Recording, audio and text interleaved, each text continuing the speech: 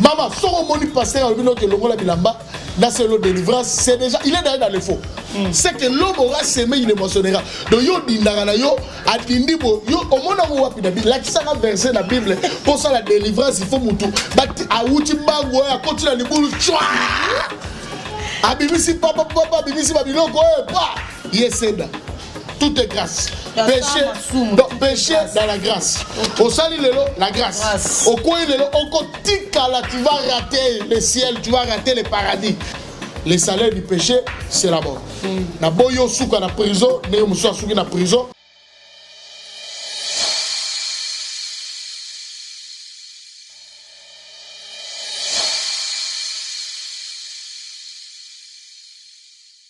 Voilà, bonjour à vous tous qui êtes branchés sur le Collet TV et bienvenue déjà dans le plateau. Il y a les réveils magazine Yaboulamu qui les réveille, magazine Yabotombo, les Makambo et Bomama qui les réveille, magazine les autres permettent qu'est-ce qui se passe dans la société congolaise, bien sûr, pour tout ça, la République démocratique du Congo. J'ai dit un très grand merci à celui qui est derrière la caméra, Igoumali Lamabou Trépi. Merci à toi et merci à toute l'équipe de Le Collet TV Europe. Merci à papa et maman Nzambi. Merci à papa Clément Kipoyi, sans oublier au papa Ferraïm Manu Toubi. Le Collet TV, on est ensemble, il n'y a pas à modifier. Voilà, les réveils à Tsangwanilo, un grand homme dédié à la République démocratique du Congo, à la personne du prophète Josué Kabengele à Ivoiriaka.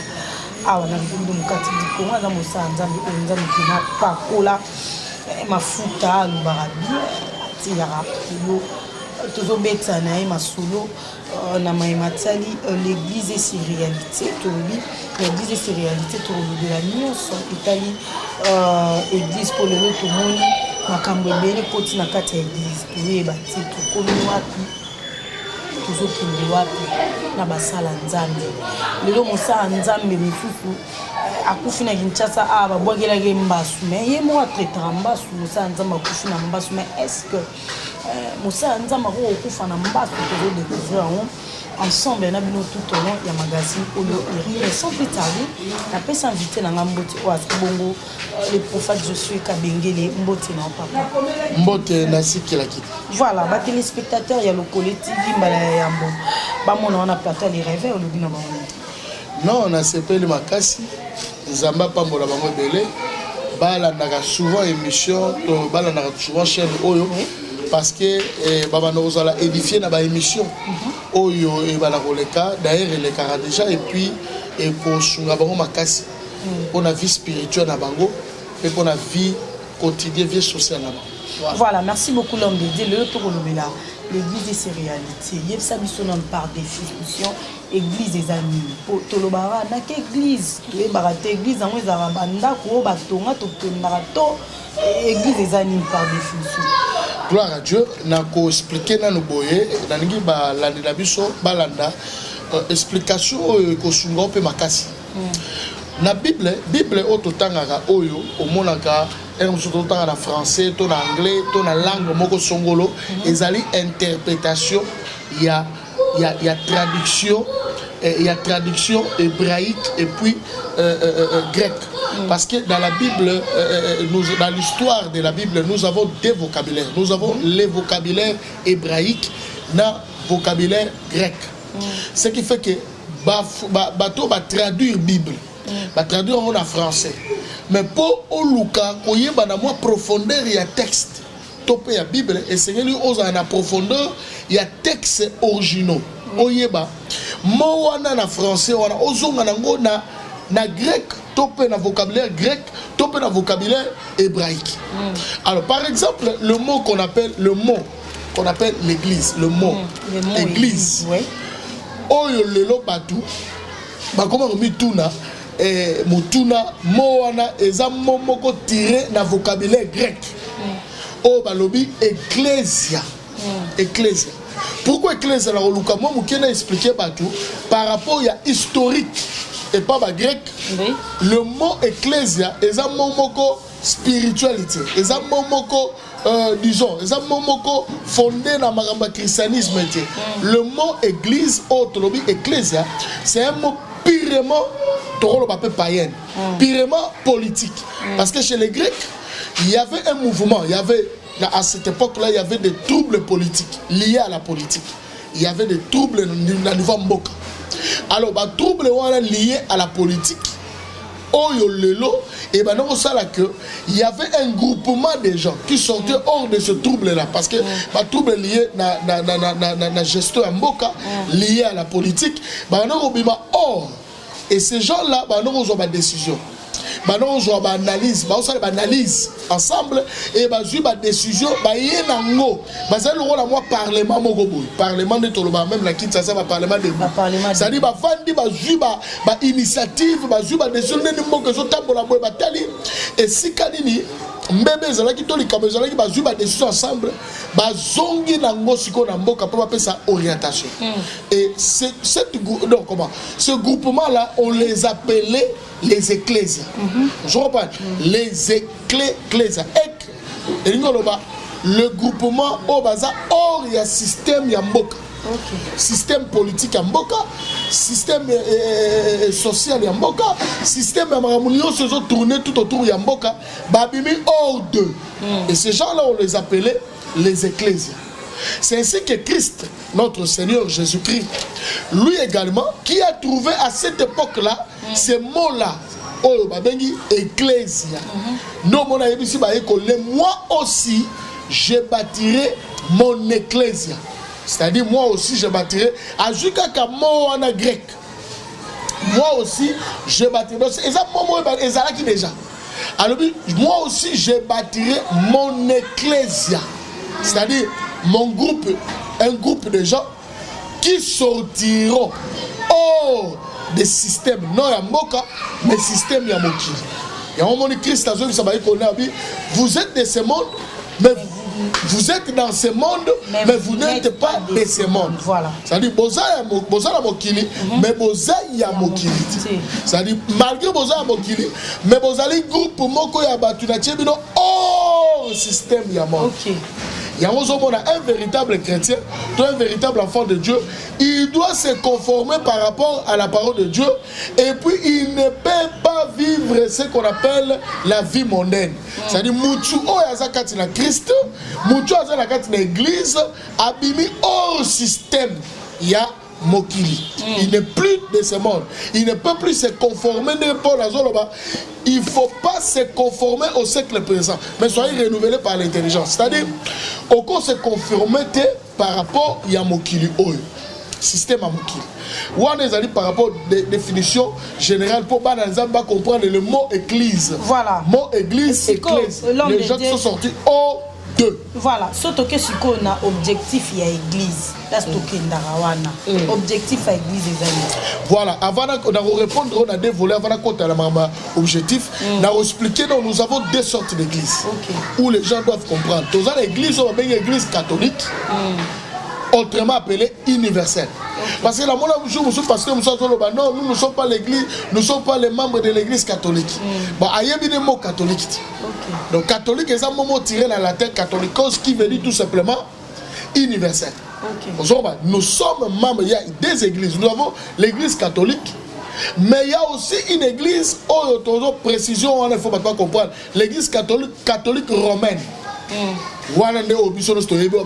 Tout ça. Mais l'église catholique veut dire universelle. Donc nous avons la première église qui est l'église catholique, l'église universelle. Catholique, on a catholique, l'église catholique. Église universelle, et l'église corps de Christ. Église corps de Christ, c'est l'église qu'on appelle l'église invisible. Oyo Bible Zoloba, cette église on trouvera ni vide, ni tache, ni défaut. Et c'est cette église là que Christ reviendra Prendre. Jésus ne viendra pas prendre la seconde église au Roloba. Dans le la première église, Jésus reviendra. Alors, je m'en vais au Père. Vous, au pluriel, vous préparez une place. On se comprend déjà. Tu ne peux pas dire au pluriel que tu vas préparer une place. Je pars vous préparez une place. Donc en fait, Christ voulait dire tout simplement qu'il y a plusieurs fiancés au Yazarango, mais qui font faire partie de l'église universelle, l'église corps de Christ. Ce sont des membres convertis, reçus Jésus-Christ comme Seigneur et Sauveur, baptisés du Saint-Esprit. Et ces gens-là, basali partout dans le monde. Ils sont aux États-Unis, basali en France, basali un peu partout, même dans Congo, même dans Brazzaville, partout basali. Et Batouana, né bazosala o musu sur le boko, o musu le colo, o musu li sur tout ça, nous ont formé l'église corps de Christ. Alors, sur l'église yami balé, l'église aux hommes na bâtiment o, babenyango église locale. L'église locale, aux hommes la même mot local, c'est-à-dire c'est une église qu'on peut localiser.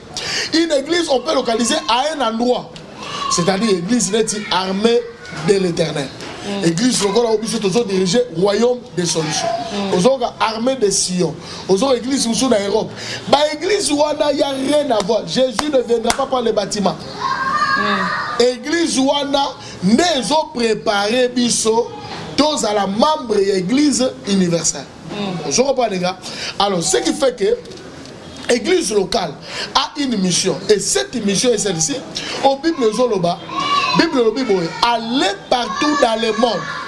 Son objectif, il y a l'Iboso. Il y a l'église l'église locale. Christ comme Seigneur et Sauveur. Objectif dans le parce que va faire partie. Parce qu'au même moment, aux membres de l'église locale, quand tu reçois Seigneur Jésus comme Seigneur et Sauveur, et que tu marches dans la sanctification, et que tu crées Dieu, tu es rempli de l'Esprit de Dieu, vous êtes automatiquement membre de l'église corps de Christ. Alors, ce qui fait que vous avez une mission. La première mission, l'objectif majeur, principal, il y a l'église Wana, d'aller partout dans le monde, annoncer la bonne nouvelle de Jésus-Christ, faites de toutes les nations. On a objectif principal. Donc ce qui fait que l'église a d'abord une mission de gagner les âmes. Maman Moutako Saote et Bandeko Baola Nabiso.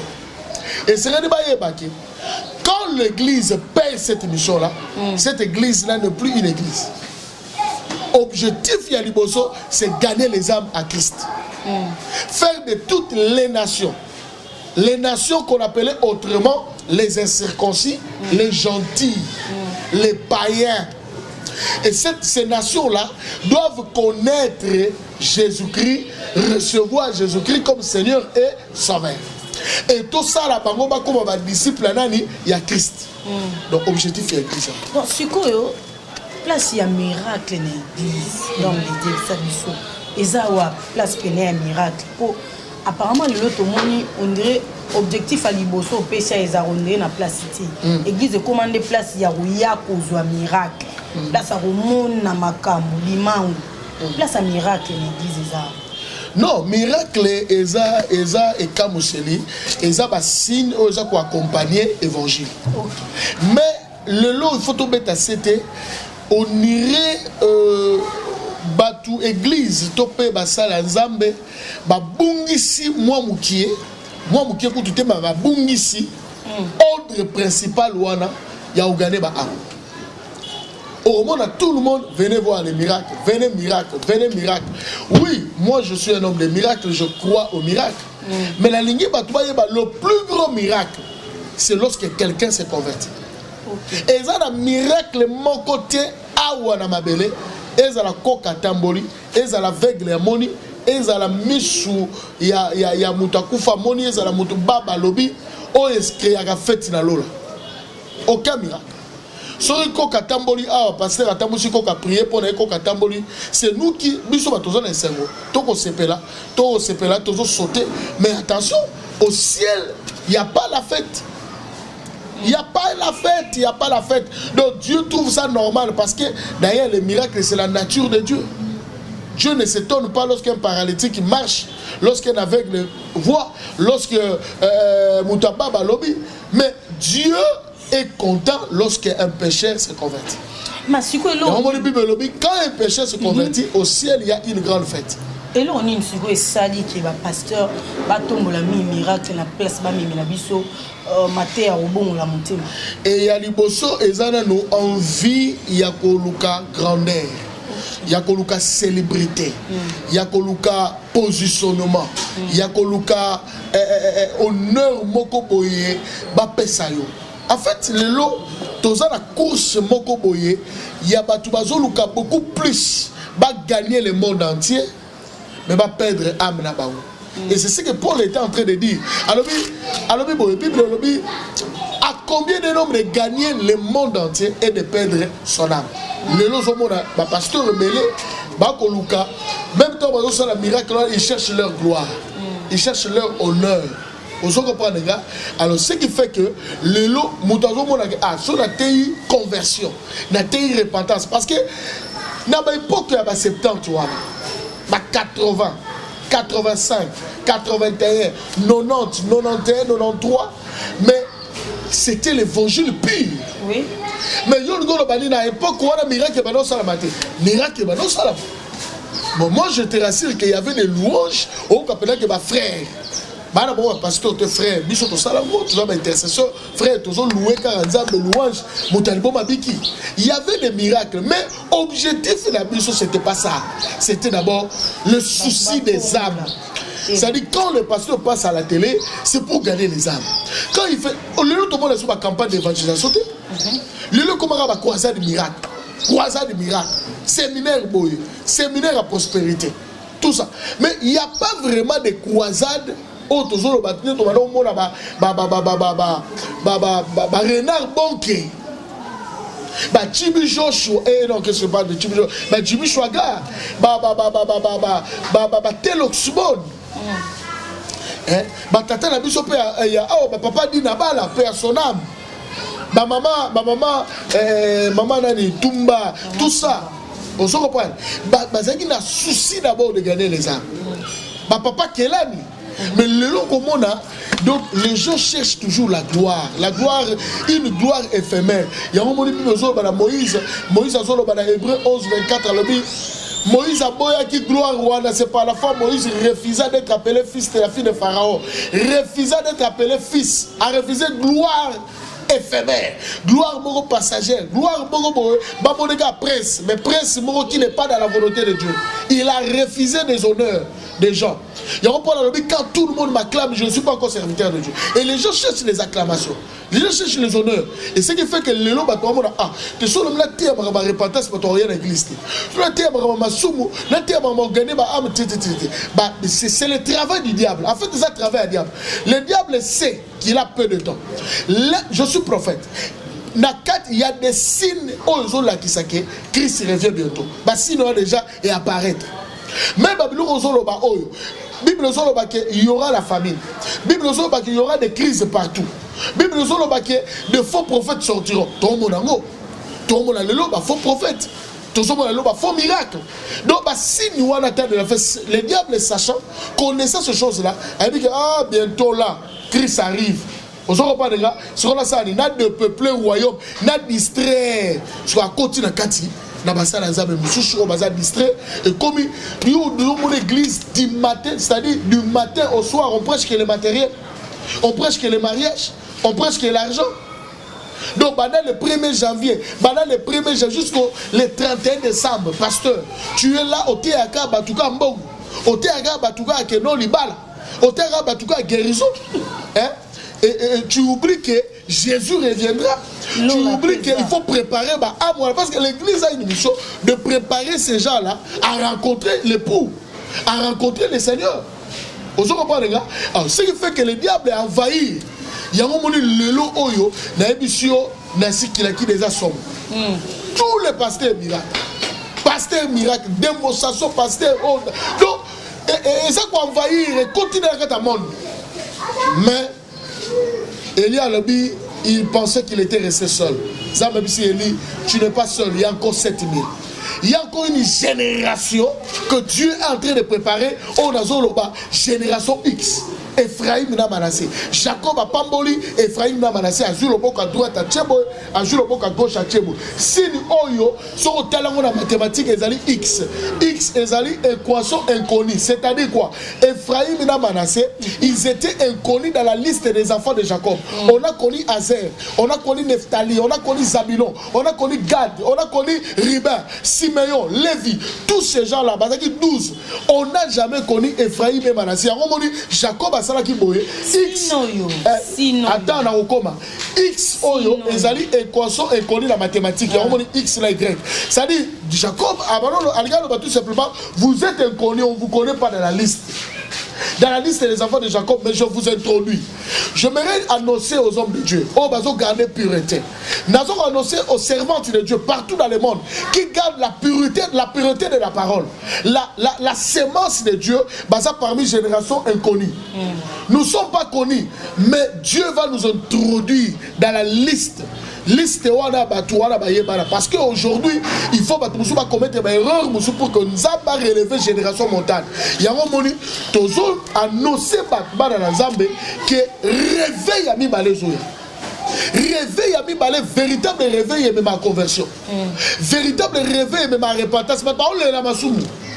Nasi kila kitu. On doit tourner le monde tout là. Tenangana lo ba pona sini po moni lelo na monde comment so sali sini photo e ba sini ani zani ko za mosala. Expliquer biso po de peur que tant que tu kuna ba interpréter monte pasteur wana sa ki sini wana na boy mabe koma. Merci beaucoup l'homme. Non la pesi bango so ba imba vérifier ngo makomo na lobby ya sini batanga en fait ça sinité ezaka c'est-à-dire révélation la pesi bango batanga on a Genèse 48. Ba on a le solo ya on a lobby Balobi, Jacob a joué le bok à droite à Tchébou. Le bok à gauche à Tchébou. D'ailleurs, moi, Joseph, a dit, oh, mais papa, pourquoi je suis le bok à droite à Tchébou? A Jacob a dit, je sais ce que je suis en train de faire. Okay.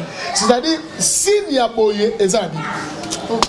Voilà, merci beaucoup l'homme. Déjà, c'est le mot prophétique. Ozolo battre qui t'occo, tu comprendre. Tu vas le tout ça dans l'église et ses réalités. Tu comprendre la réalité dans l'église. Aujourd'hui, Yesu, alors l'église est dans ni tâche.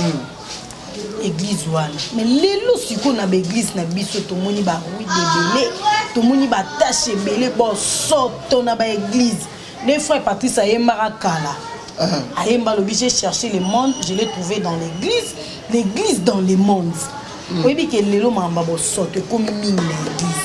Ba miracle o biso to mona lelo ba mabanki ko bima batu na banzoto, ba nzombo ko bima batu, ba michopi ko bima batu na ebité. Ça fait partie de l'église ni route ni tâche to wana pezara ba kopa ba sa nzambi.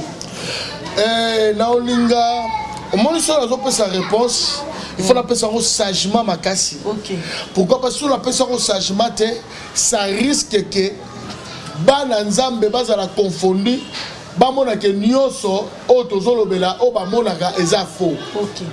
Vous comprenez les gars? La ligne appelle ça sagement. Je suis un homme de miracle. Je crois au miracle. D'ailleurs, je suis dans la télévision, dans la YouTube. Je suis Josué Kabengele, prophète Josué Kabengele. Je suis un homme qui croit au miracle, qui croit au surnaturel. Mais ce qui se passe aujourd'hui, c'est trop c'est trop. Trop c'est trop. Je n'ai pas dit que délivrance, je ne peux pas limiter le Saint-Esprit. Mais le Saint-Esprit à ça. Nyoka ebi mamutu na zoto museleke te bi mamutu. Je ne peux pas dire que Nyo c'est ça faux. Non. Parce que dans la Bible, tout le monde, dans Actes des Apôtres chapitre 9, verset 12 à 13, bazo qui date à 14, baromona que le soleil est sol. Sol à cause que na chemin à Damas, à Koutani na Christ. Christ a tenu pourquoi me persécute tout baïbi du solo pour la coma qui aveugle. Neza m'a recommandé qu'il n'est pas Anania. Anania a prié pour Naïe. Tant qu'il n'est pas Anania, Anania a prié pour Naïe. Bible dit Anania imposa Paul le maire. Na misu na ye ngate mutala le on va vérifier la Bible parce que j'ai mission troba nota ba otanga on a batanga Actes chapitre 9 verset 12 à 13 14 batanga ba komona ba kitina 19 ba komona eloko na zoloba awa Bible il tomba de ses yeux Na misunaye, il tomba de ses yeux comme après près. Le cola. Voilà, mais justement, tant on a le ballon après près. Et là, c'est là. Na Bible. Balobi na misu babi ke et loko ebimi na misu na le col à téléphone. C'est-à-dire même si c'est un téléphone, mais le col, c'est que c'est le du matériel. Même tout ça, vous comprenez. Donc après, c'est-à-dire ça, c'est la comparaison, c'est après. Bon, le col, c'est-à-dire qu'il y a eu un fait matériel, un fait physique qu'on peut toucher, qu'on peut palper et sortir de ses yeux. Même tout ça, vous comprenez.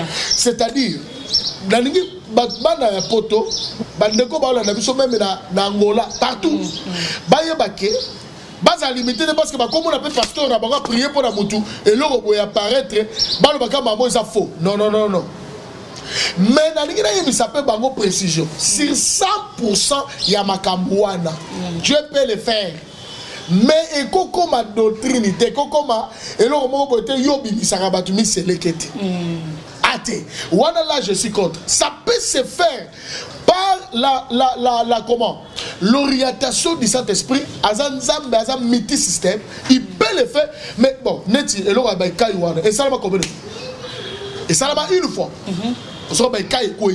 Donc ça peut, je ne peux pas limiter l'esprit de Dieu. Parce que souvent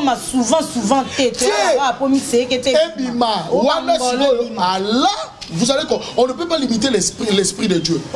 Au conseil de la délivrance, au moment où la main Michel Bimaï. Au conseil de la délivrance, vous ne pouvez pas qualité ma délivrance. Abiki. Au conseil de la délivrance, vous ne pouvez pas qualité. Ça dépend de Dieu. Au conseil de la délivrance, vous savez que c'est Ebimi. Mais comme ma doctrine était que nous yobisami c'est l'équité. Tiens, Wanda, je suis contre. Si il y a un autre monde na contre si na face à ma faux prophète. Ne basalaka. Parce que ngana yebi makamwana. Oui binde. Mais na zolo bana yo. Question. Oui binde. Je vais te dire une chose. Naza prophète de solutions. Naza prophète en Zambé oyo. Naza mandaté lokola la sentinelle. Na vérifier où ils ont ça la malibanda où ils ont ça la malakati. Dans la surveillance parce qu'un prophète c'est une sentinelle. Donc nous surveiller ce qui est du dehors et ce qui est à l'intérieur. Siko, il faut annoncer peuple. Mais pour annoncer, il y a des fois je dois me déguiser. Dans le cas de la prophète Moboye, dans salut le rôle à Moutumo Boye que n'a pas ça là-bas. Il y a un moment de Paul à l'obé quand j'étais avec le juif, j'étais juif. Quand j'étais avec Paul et les Grecs, j'étais grec. Au moins, quelque part, Paul tombe à l'imba Kangaye pour les Romains. Paul a dit non, je suis citoyen romain. Et pourtant, il n'était pas romain. Parce que sur le bagui, je suis juif.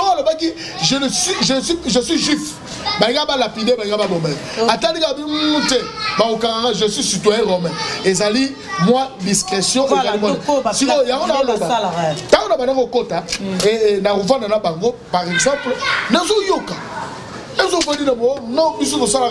exemple, placebo. Placebo.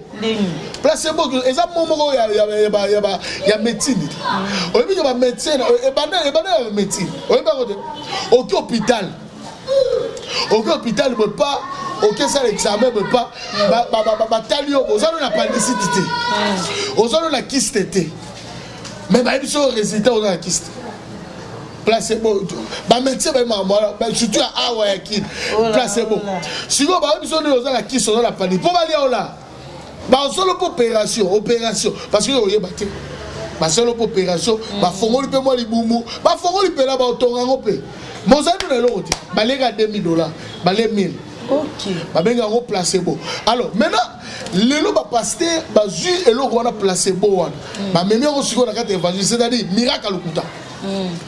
Il faut pas ça le placebo. Moussou Roya a un nyoka. Moussou a un ligorodo. A un moussou la maboko sot. Basa ba chez bon bango sot ni moussou moussou. Mais on dirait comme il y a qui si pour mouton. Il y a qui. Attends, je vais te dire. Il y a qui ces ali. Il y a dans comme la oya qui si on a ça dans la oyo, il y a montage. Pour tout la réalité. Dans ça na oya montage. Oya montage les ali. Biloko na moussou papa. Baluka tala mpazi wazu eloko wana koto na zambetu.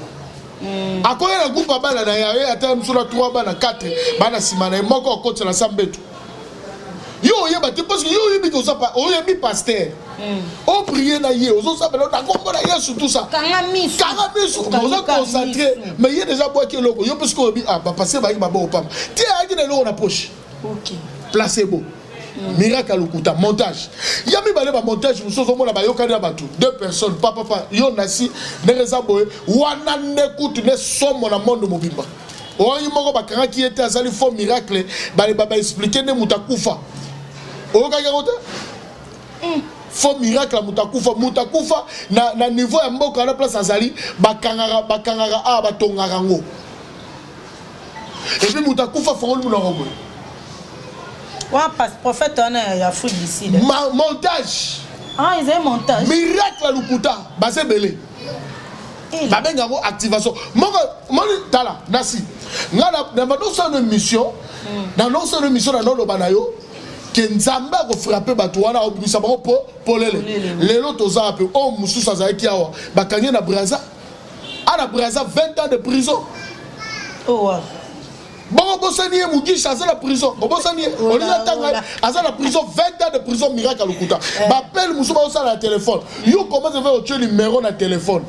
Numéro tu as na TV. Ah bah non, ça coule. Eh non, maman, n'est-ce pas papa, n'est-ce pas bon, on a eu au bunga. Ah, Zwambon, on a tala sambetu. Eh papa, bon, miracle. Si tu as un petit bongo, yo siko meka obenga numéro na yo ezokota te. Pourquoi? Parce que ça na batune atiki bango na hôtel, atiki bango na place mo babenga. Numéro o ya tina TV ça ba numéro o ya ko yamba après mission. OK. Mais o yo bino bozo benga la erolekate. O batuna ye bazo benga ndekole ekole.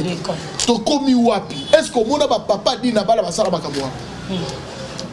Non, évangile. To yebi authenticité maman.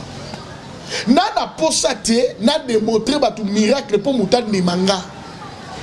Non, le miracle naturel. Moi, je crois au miracle, mais la lignée c'est la vraie miracle. Si comme miracle, oh y a JP comme là, oh y a prophète Kondi à Lilouba. Tout le monde est dans internet, il y a pandiango. L'activité de la salle, il y a pétrole, il y a des gens qui ont été à Jimorobonde, pas ça la nera, il y a des gens qui ont roi Moussa Nzambe, Mouto Nzamba, place le roi Sentinelle, aux autres, la perdu à pétrole. Et ça va fausse doctrine, et ça va tout à Nzambe. J'ai des larmes aux yeux quand je vois ces choses-là. Et puis, Batou Balingi, Balingi aventure makasi. Les gens, Batou Bakendaka et Sika O, mon aventure.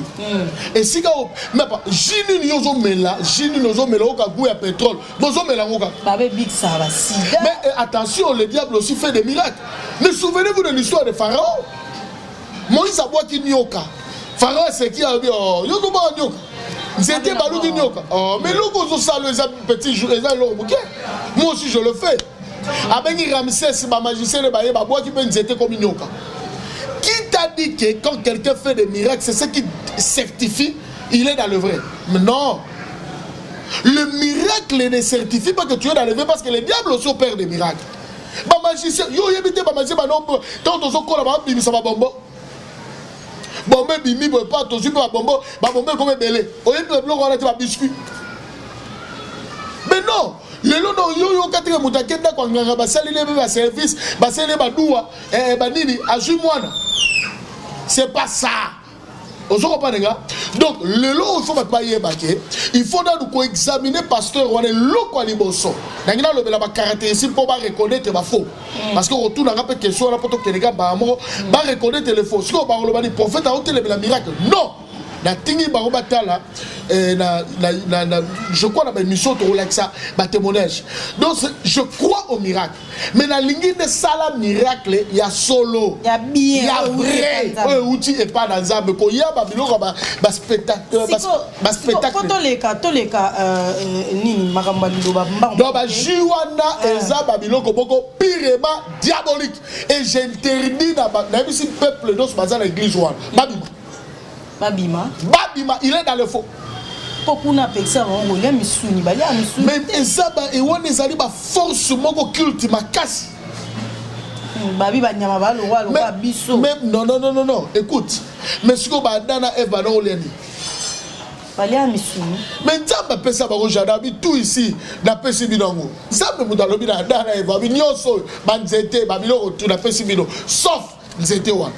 Yo nzamba lobi ke non, wala goliate, wala goliate, oyoka jango. Olia pakasa. Et puis Paul a expliqué bien à ma Corinthiens. Alors tout ce qui se vend au marché est mangeable.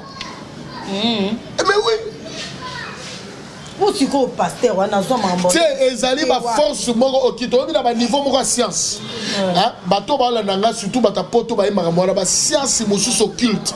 Et senga ka un moment donné au s'abstenir même na misou. Mansango ye moko tena bandimi bali. C'est kasi mais il faut ça la ngobo yango de mutu sala. O mona ta sala bato bele. Tala mutu sala ni publicité ni la tonne de sa stade. Ok. Et pas ça quand dire mon moko ba mon moko ba biloko na moko. Attention, il faut voir que il faut pas comprendre makambo. Nous tala. Il faut pas Bible on le reconnaîtra par leurs fruits. Dambuma na bango.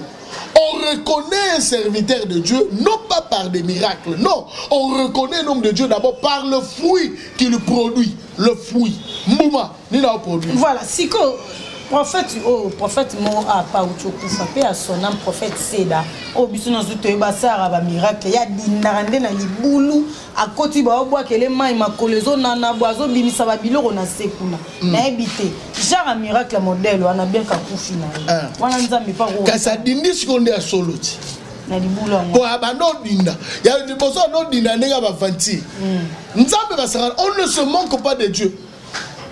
C'est que l'homme aura semé, il émotionnera. Donc, yo dindara yo, adindibo, yo, au moins on voit la Bible. Là, qui s'est versé la Bible, pour ça la délivrance, il faut moutou. Bati, a outi bango, a continué à liboulou, chouah! A bimisi papa, bimisi babiloko, pa! Yeseda. Le là, soukio. Adini libela. Adini libela. Et puis, pire encore, yo mouto dindaka na liboulou, dindi na liboulou, pour bimisa babiloko, kango la bato. Mais yo, papa, yo, mbasu, mbasu, mbasu, da kufi na mbasu mbasu mais papa mbasu go boma ndenge ni yo prophète nzambe et regarde ndenge ni ya traiter mbasu mais qu'est-ce qu'il fallait me traiter donc allez-y le peuple de Dieu doivent comprendre que les méchants ne résisteraient pas je vous annonce comme un prophète de l'Éternel Moussou bakage na prison nazo seka vraiment na ningi bato comprendre ce qui lui wate et ça peut passer par rapport nanga lokola mosala nzambe je compatis avec la famille. Donc, je ne parle pas vraiment liwa et je compatis. Mais sauf que nous devons dire la vérité. On ne peut pas se manquer de Dieu. T'es évangile pur. Zala na saine doctrine. T'es abattu Christ. T'es abattu enlèvement.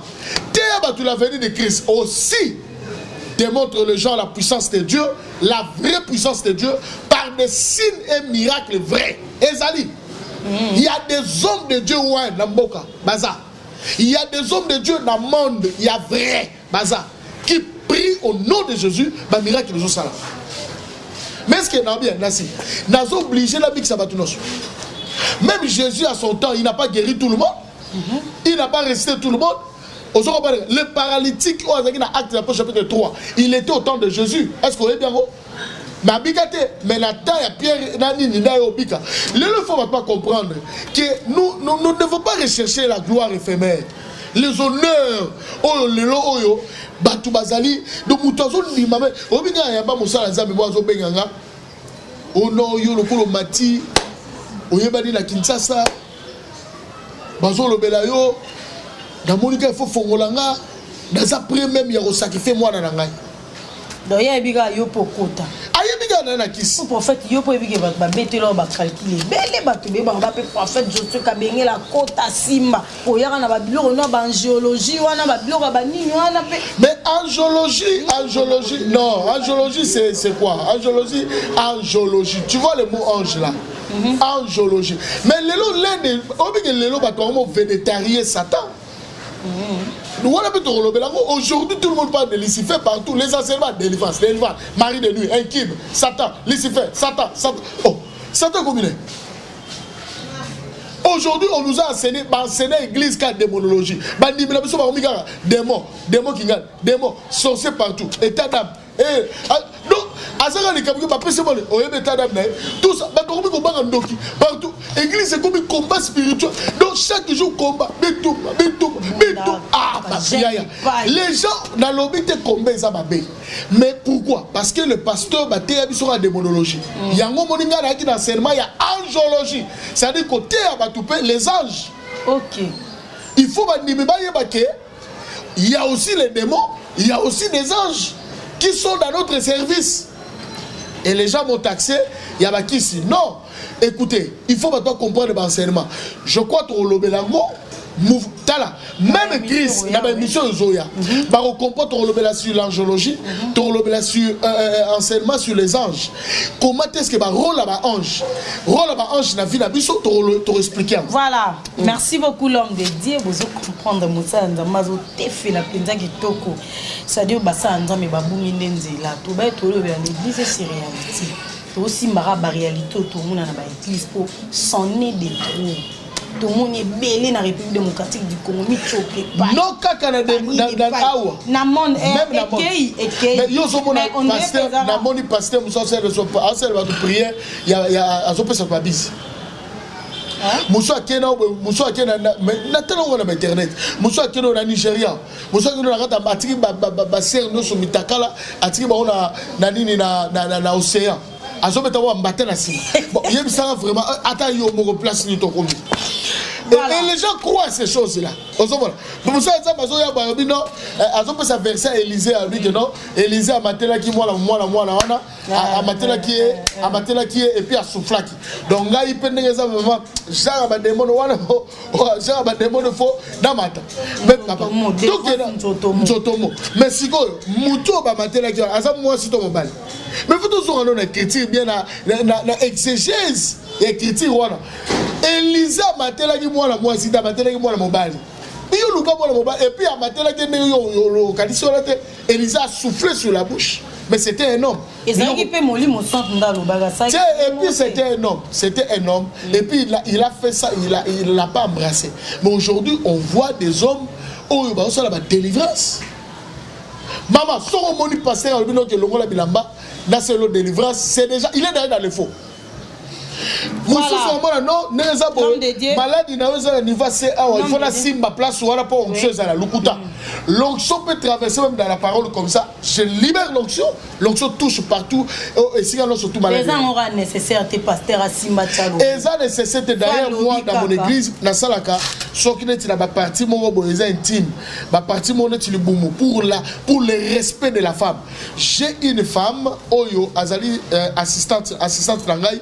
Maman Mosakolaza, pasteur assistante, n'a investi rien à pouvoir, yé a bonne la poney. Moi, si wana, n'a retia ma fout à l'école, n'a yé, n'a tué d'olive, l'école, n'a bi, qu'elle n'est pas qu'on a la partie intime wana. Parce que Dieu peut orienter que aussi ma place wana, mais osaba yele, osaba la sagesse. Nzamba golo babongote parce que maman, mutako sayote, nous sommes des humains. Oh, mon lit, mais non, quand elle a zoto, oh, elle a zoto. Dieu ne peut pas se contredire dans la parole. Moi, c'est Abatou. Voilà, merci beaucoup à mon partenaire. Oh là, salut partenaire à Nancy qui l'a qui dit. Maman Mourobien, maman Boboto, Nalela est fort, maman Chantal Massamba, maman na Adeline, c'est-à-dire na François, na Asolara qui comme maman sociale, na Bossani Pété, maman Dorcas, oh là, motema ya papa Boulouzoua. C'est-à-dire en Belgique, et ça la très motte, sans oublier maman Betty qui poye, monter mais papa Clément qui poye, oh là, Toby web, maman Betty qui poye. On est ensemble, on a bossé du soutien, maman Marie, Manzambi, monter mais papa et maman Nzambi, on est ensemble, il n'y a pas modifié. L'homme d'aider le tout moni, Moussa Nzambi moi il sibiso, quand on a maté, toi on a église ces réalités, l'eau les a ratés, les faits les a ratés. Li felo eza soki batu mutu nengo vivre na passe na mukili yango ande li felo na ye lo la peso mutu anaza dans les biens à vivre bien, c'est-à-dire bourgeoisie, bambongo lola ya mwana mutu sora kufi akena libela tepo nzamba sala lisuba tout mutu sora kufi azonga rasu na mukili na ebité. Wana pesara libana to pasteur wana te abiso enseignement lola. Tu as libana makasi. Oyebi lelo il faut comprendre que le diable est en train de travailler. Pourquoi? Bajara enseignement na eza enseignement moko boye oyo eko komisa mutu incrédule. C'est-à-dire mutu il peut se permettre de faire n'importe quoi parce que l'ifelo et ça raté. Attention, l'enfer existe. L'enfer existe attends l'Apocalypse. L'enfer existe. Bible zolo ba bien. Zaba biboy. Je m'en vais vous préparer une place. Une place où? Je m'en vais, je m'en vais vous préparer une place plutôt. C'est où? C'est dans le paradis. Paradis existe. Un jour, Jésus reviendra. Je crois dans l'émission sur la profondeur il y a millénaire. Pour expliquer que Christ reviendra, dans les airs. Le premier seront enlevés, bateau bakoufa bakozalana enlevé, bakomata. Et puis nous les vivants, Torolanda. Torosa la moitié. Daniel a expliqué en gros. Je vais parler de 7 ans. Il a fait toi la moitié. Je vais expliquer ça. Et pendant tout ce temps-là, le diable Lucifer a obima na mokili. Il y aura un temps où il y aura Israël. Il y aura les 2 témoins qui iront en Israël annoncer la bonne nouvelle. Parce que ça va des enseignements très vastes. On parlera de ça. Et Lucifer caché à 666. La bête qui monte de la mer. Pour expliquer on est déjà la guerre de la Mokili. Et monsieur sur l'eschatologie, on va parler de ça. Il faut que l'enfer existe et le paradis existe. Tout se paye ici-bas. Déjà, il faut y avoir quand tu pêches. L'âme qui pêche, c'est l'âme qui mourra. C'est dit la Bible. Le salaire du péché, c'est la mort. Quand tu pêches, tu meurs. Et quand tu meurs, là, tu es dans les tourments. Ok, dans lié à tourment. Avant de nous faire l'eau, lié à tourment, place au côté, on a lié à tourment. On te tourmente chaque jour. Voilà pourquoi tu as droit de te préparer, à te repentir, à reconnaître, à connaître Jésus-Christ, plutôt, à recevoir Jésus-Christ, à recevoir Jésus-Christ comme Seigneur et Sauveur. C'est-à-dire, tu te repens, tu le reçois de tout ton cœur, au tiki vivant au côté dans le Seigneur, et tu iras au ciel. Mais Moutaté Babylone, son prophète Abani Babylone à Bongo, il n'a plus le Saint-Esprit. Abungi. Abungi, Yozo Mona Menge pasteur, azo défendre même ma somme. À hauteur sur la grâce. Ok, ok. Pasteur mon père mon néné. Mais là où le péché abonde, la grâce. Là où le péché abonde, la grâce surabonde. Oui, la grâce surabonde, oui. Mais cela ne veut pas dire que la grâce va bannir la loi, va bannir les interdits. Non. Mais la grâce c'est quoi? La grâce c'est quelque chose immérité. La femme, oh, moi je suis celle qui adultère, oh, celle qui lui soume. Bah, il va lapider ma banga. C'est pas la grâce. Il a sauvé cette femme. Mais après avoir sauvé, qu'est-ce qu'il a dit à la femme? Qu'est-ce qu'il a dit à la femme? Jean chapitre 8. Qu'est-ce qu'il a dit à la femme?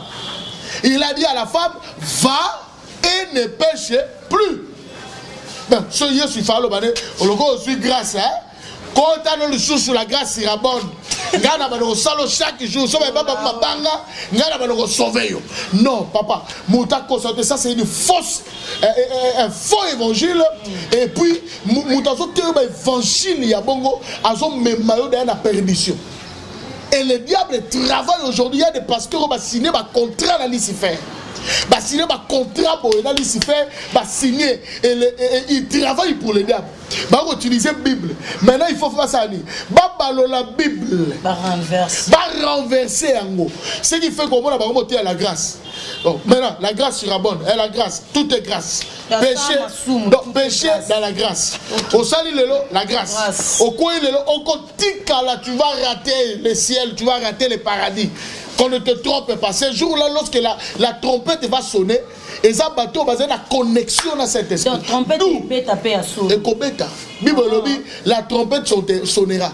Et jour où on a bateau baoyoka kelelo, les bateaux bazar rempli dans cet esprit. Alors le Saint-Esprit avant d'arriver le soumoté, il n'aime pas les péchés.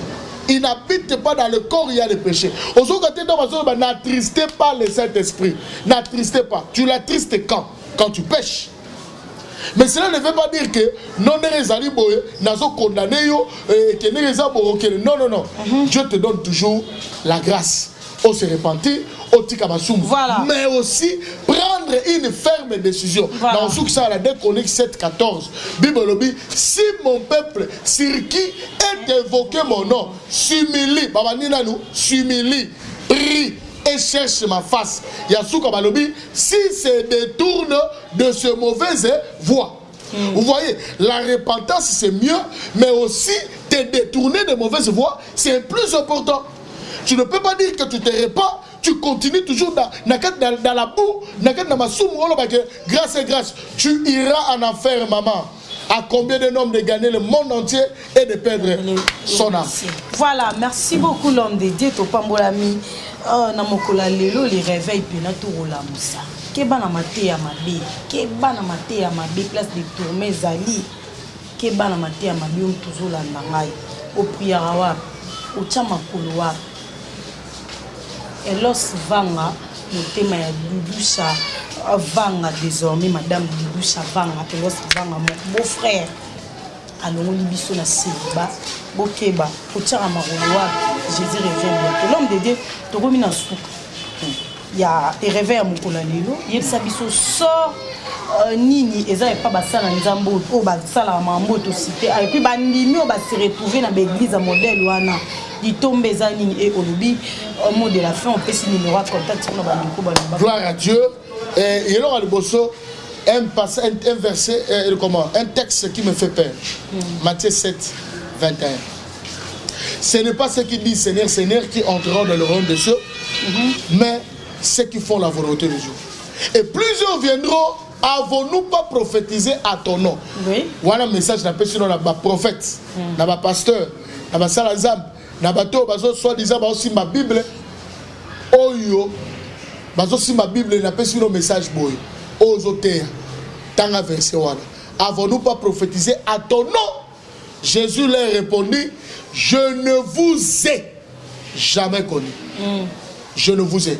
Un jour, Dieu va te régner. Donc, il y a l'ibosio, il y a mi balé. Dans le bite liwa, et il y a kanango. Liwe koye la moutinon, sur la bite liwe ça mabé. Mais je préfère encore na koufa dans le Seigneur. Na koufa dans le vrai. Dans le bite, il y a la retire l'éternellement. Tout va bien sûr, va retirer l'éternellement. Non. La mort peut venir. Mais la mort est au Koutanga d'Étani. La mort est au Koutanga dans la sainte doctrine, dans la vérité, dans la parole, ou la mort est au Koutanga dans les mensonges. Le salaire du péché, c'est la mort. Na boyo souka na prison, ne muso souki na prison, bakanga na prison au moins, ne bakanga ki pasteur oyo musala zambe. Il y a Canada. Là tu vois, c'était un mensonge, c'était un montage. Il est sorti. Abimi. Et puis nega bimi wana bazola tout ça. Tu vois beba kanga yo na eloko mo ba koseli yo ba montele yo Dieu parce que biso ba sala zam tu as toujours combattu. Dieu va te défendre. Mais so ba kangi yo so violer moi na mwasi abato. Ba kangi yo oza ko escroquer. Ba kangi yo zo sala mabe. Les salles spéciales dans yo mo na suki na prison, mugisha wana dans la prison. Donc oh mususu c'est na kota mabulu. À côté de ma boule, à côté de la boule, à côté de la boule, à côté de la boule. Donc, bref, pour la bateau, dans l'église, quand vous remarquez que votre pasteur, il n'est plus dans la saine doctrine, il n'est plus dans la parole, je vous supplie, maman, sors dans cette église-là. Va chercher une bonne église. Pourquoi? S'il y a le faux, il y a aussi le vrai. Oui. Il y a des vrais hommes de Dieu, il y a des vraies servantes de Dieu dans le monde qui servent Dieu dans la pureté et nakati na lobazam. Je donne mon numéro de téléphone. Oui. Pour la bandeko, oh, peut-être na chaîne il y a YouTube. Beaucoup betaka prophète Josué Kabengel. So beti o enseignement nanga o kota et au monake Makambo na un miracle. Moi aussi, je crois au miracle. Mais si ça verrait, dans le lobby bien, si ça verrait, il y a l'ingay. Mais sauf que comme l'ingay, gloire soit rendue au Seigneur. Mais, et comme la rana noté, au moment où on va vaincre les bazobika, ma paralytique, ma tambola, je crois au miracle. Mais la lignée, c'est un vrai miracle. Mon numéro de téléphone, 085 24 79 908. 085 24 79 908. Donc pour la batoise, le Banamboka 243 85 24 79 908. Maintenant on peut s'appeler numéro au WhatsApp. Parce qu'on peut directement à WhatsApp. Numéro dans la WhatsApp, au Koko Melangai, ils allaient 00243 9 9 9 non 39 51 22 82. 00243 39 51 22 82. Je salue les grands hommes de Dieu qui font la fierté Napoto. La bossalité, l'apôtre Kokoba, Kerok, il fait un grand travail à Paris. Je le bénis, que mon Dieu bénisse aussi sa femme et toute l'église. Voilà les hommes de Dieu puissants. Il y a aussi un autre en Belgique, c'est le bishop Metanoa, le bishop Jean-Pierre Moukendi. L'homme de Metanoa, mon Dieu a un changement, mon Dieu a changé à Makam. Zama Pambola, vraiment, mon Dieu a un maman Kadi, moi Sinaé, Nabana. Je vous aime beaucoup. Nabo Sanité n'a pas molapé. Grande sœur n'a pas propre à Paris, Wana. Et Monique, Zama Pambola, Namobali Nao, Chico Sengo Chima, Zambe Apambola. Voilà, merci beaucoup l'homme de Dieu, Ozaki Lipamboli pour la biso, pour comprendre la réalité dans l'église. Aujourd'hui, il y a Malam, Ndeka Touloubara, il y a Mabeto Boaki, merci beaucoup. Lundi, pour comprendre, Binomo Boyoki, Ndet Nabandeli Soukoloba, il y a Malam Tozoa, il y a Mabeto Boara, il n'y a pas place au Tchéma Kolo, en église Nini. Michope Bimara, Magorbe Bimara, dans les bons, il y a Nzambe. Tous les Nzambe, il n'y a pas place au Tchéma Kolo pour Jésus. Reviens bientôt, Keba, pour avoir reçu dans la place des tourments, et au salon bientôt, pour les des tourments, on a bien tourment, voilà, merci beaucoup à Igo Malela Maboko Tripi, à Zaki derrière la caméra. Merci également à papa Clément Kipoyi, mon thème. Il y a maman Betty Kipoyi, hola. Merci également à papa Emma Manzambi, mon thème. Il y a maman Marie Manzambi. Ça dit le nom, ça dit Nabouaki papa Emma Manzambi, mon thème. Il y a maman Marie Manzambi. Nabouaki maman Dorcas Boulouzwa motema ya papa Boulouzou ezoki ne bongo ça kitoko nabouaki pe sous prophète Zing Zang motema ya Nasukisiwana. Voilà, merci beaucoup Motika la connecté branché sur le collier à TV Brozala, jamais déçu to lela bino ya trop to kuta mikolo ya soki kolo sumasi azumi le bye.